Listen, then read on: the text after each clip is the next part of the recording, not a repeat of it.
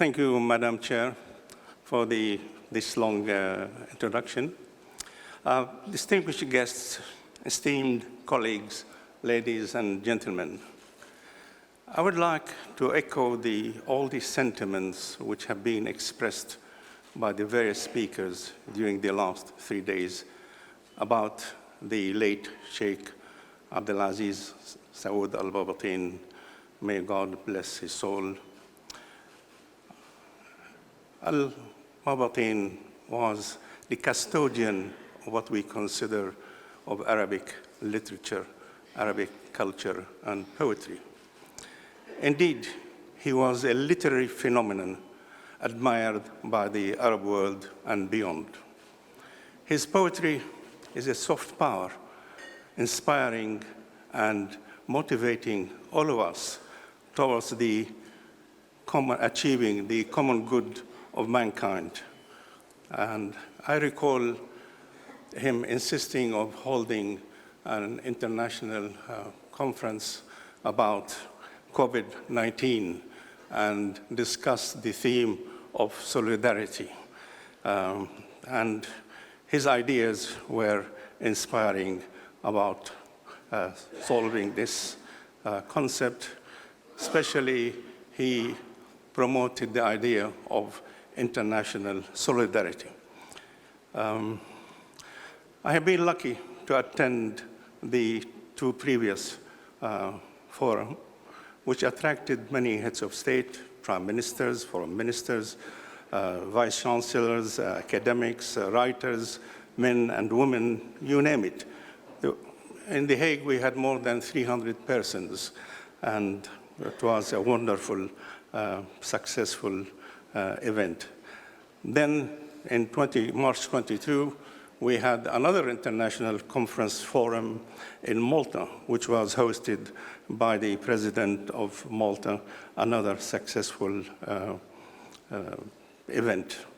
As a member of the board of trustees, every time I asked a head of state or someone of position whether he or she would like to attend the conference, and without any hesitation, the answer was yes, because of the status and stature of our beloved Sheikh Abdulaziz Saud al-Bابطين, who is greatly missed, actually. And no wonder. He has been awarded many honorary doctorates from different universities.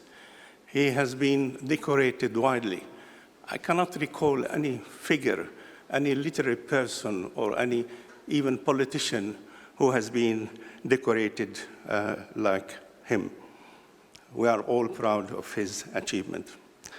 I sincerely would like to thank the sons and the family of Sheikh Abdulaziz and other members of his family, as well as the dedicated staff of the foundation for insisting to hold the present conference.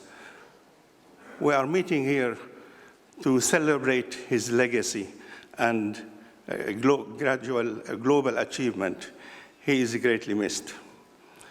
I'm delighted to announce that as a result of his global achievements, many more chairs will be set up in his name and to celebrate and perpetuate his achievement. UNESCO, there will be a chair of UNESCO in his name soon. There will be a chair at the University of Law in London, as well as University of Global University, European University in Germany. So 3 chairs will be established soon in his name to celebrate his achievements.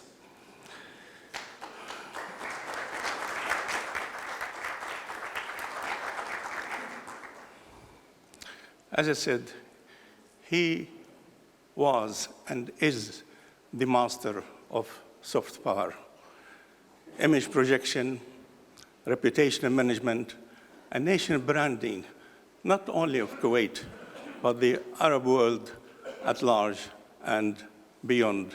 Hence, we are all here celebrating his legacy and achievements. The most profound challenges which imperil the planet today are grounded neither in territorial ambitions nor in ideological rivalries. Indeed, these wicked issues are rooted in science and driven by technology and are largely immune to the application of armed force, climate change, diminishing biodiversity, environmental collapse, resource scarcity, and pandemic disease, especially we had COVID-19, to name but a few of these complex problems, exacerbate underdevelopment and heighten insecurity. This new science and technology based on transnational threat sets all places on planet Earth and every human being at risk. Both as educators, politicians, and diplomats, we are acutely aware of the tremendous changes that the world is ongoing. Each day brings stark and frequently troubling headlines from all parts of the globe. As persons in positions of leadership, we have an obligation to delve into these situations and attempt to bring positive solutions that will foster the culture of peace, economic, and human development. This is what the Sheikh tried to achieve during his life, and we hope to continue his mission. It is what we call the common good for mankind, humankind, womankind.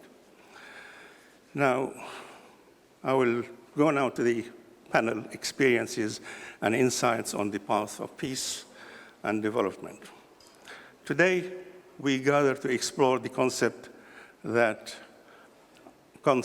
are both timeless and urgently relevant, just peace. In a world where conflict seems ever present, the pursuit of peace is not merely desirable, it is imperative. However, not all peace is created equal. A just peace transcends the mere absence of conflict, embedding itself in the fabric of justice, equity, and mutual respect among communities and nations. The concept of just peace constitutes a holistic approach that seeks to address the root causes of conflict rather than merely its symptoms. It recognizes that true peace cannot be achieved through the suppression of dissent or the imposition of silence. Instead, it requires the active participation of all stakeholders in international society, governments, civil society, and we heard two ambassadors speaking 2 days ago about the role of civil society and NGOs in the promotion of peace and development, communities and individuals to foster understanding, heal divisions, and build bridges where walls once stood. The concept is grounded in the principle that peace and justice are inseparable. A just peace demands that we confront inequities and strive for a world where human rights are upheld and every individual has the opportunity to thrive. It compels us to work towards economic and social structures that ensure the fair distribution of resources, opportunities, and access to justice for all. Achieving just peace is not the responsibility of the few, but the mandate of the many. It calls for a collective effort to cultivate empathy, and empathy is very important here, foster dialogue, and promote reconciliation. It challenges us to look beyond our differences and recognize our shared humanity. In this journey, the voices of the marginalized and oppressed are not only heard, but are central to the creation of solutions that reflect the diversity of human experience. As we navigate the complexity of the 21st century, Just Peace offers a beacon of hope. It inspires us to envision a world where cooperation triumphs over confrontation, where diversity is celebrated, where the dignity of every individual is respected. Just Peace embodies peace intertwined with justice, fairness, and equality. It offers a path forward in a world rife and with conflict and division. Just Peace is not merely a philosophical idea, but a practical framework that has been championed by visionary leaders across the globe, led by the late Abdulaziz Saud al-Babطين. Consider the enduring legacy of Nelson Mandela, who after 27 years in prison emerged not with thoughts of vengeance, but with a vision of reconciliation and just peace in South Africa.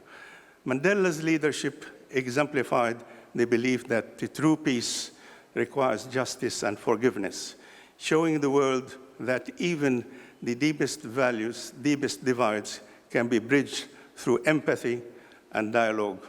Mandela's legacy is a testament to the power of enduring hope and the unyielding pursuit of justice.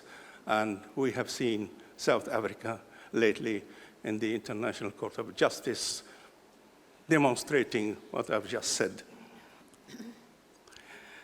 It was Mandela's belief in the principles of just peace that guided his actions to foster a society where former enemies could coexist in democracy and equality. Mandela's approach to achieving peace was grounded in the conviction that true peace cannot be achieved without justice, without acknowledging and addressing past wrongs. His presidency and the establishment of the Truth and Reconciliation Commission were pivotal in this regard. This commission was not merely about uncovering the atrocities of the past, it was about crafting a future where those once divided by hatred and fear could find common ground in their shared humanity. Mandela knew that for peace to be just and enduring, it had to be built on the pillars of transparency, forgiveness, and inclusivity. Mandela's life reminds us that just peace is more than a parallel to the effort, to the theoretical ideal. Through its myriad initiatives, the Foundation seeks to bridge gaps and build understanding across diverse communities. One of its notable contributions is the relentless pursuit of promoting Arabic language and literature. By celebrating the rich tapestry of Arabic poetry and prose, the Foundation not only preserves cultural heritage, but also opens doors to mutual respect and appreciation among different cultures. It is through this celebration of our shared humanity, expressing in the universal language of art and literature, that the Foundation contributes to the broader dialogue of peace. I would like to speak about another person who led peace worldwide. In the international arena, the leadership of Kofi Annan as the 7th UN Secretary General stands out his tireless efforts to promote human rights and initiate conflict and mediate conflicts across the globe, exemplify the potential of international diplomacy in fostering just peace. His work, particularly in establishing the responsibility to protect R2P doctrine, has had a lasting impact on international norms regarding peace and security. The responsibility to protect doctrine constitutes a groundbreaking international commitment that was shaped the way for nations to think about sovereignty and human rights. the R2P doctrine emerged from the international community's introspection following the tragedies of the Rwandan genocide. And, the word genocide, I remember Madeleine Albright wrote to her ambassadors in Africa asking them not to use the word genocide. When President Clinton visited Rwanda, he apologized for not using the word at that time. So we have a genocide at the moment taking place in Gaza. The essence of the responsibility to protect is simple, yet revolutionary.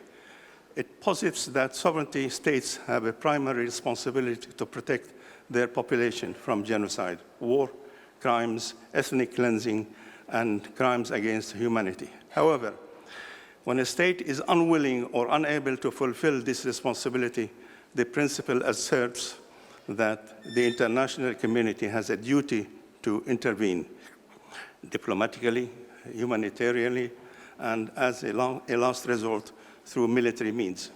Peace framework acknowledging that true peace cannot exist without a foundation of justice and the protection of the most vulnerable. Annan's advocacy for responsibility was a treatment to his belief in a world where international solidarity and cooperation could avert the worst atrocities. By championing the doctrine, Annan contributed to a more proactive and responsible international system, one where the collective action for the sake of preventing sovereignty is prioritized over the outdated notions of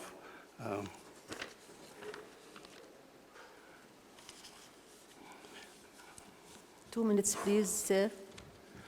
Time's up? 2 minutes more. 2 minutes, okay.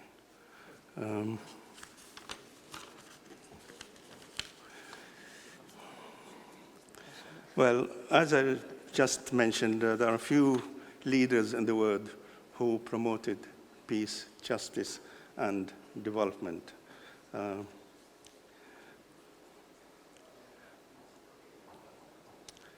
As we draw inspiration from Mandela's moral fortitude, Annan's diplomatic achievements, and the cultural diplomacy of the Al-Babbatain Cultural Foundation, let us recommit ourselves to the pursuit of just peace. Let their legacies motivate us to break down barriers, embrace our shared humanity, and work tirelessly toward a world where peace is grounded in justice, respect, and mutual understanding. Thank you for listening.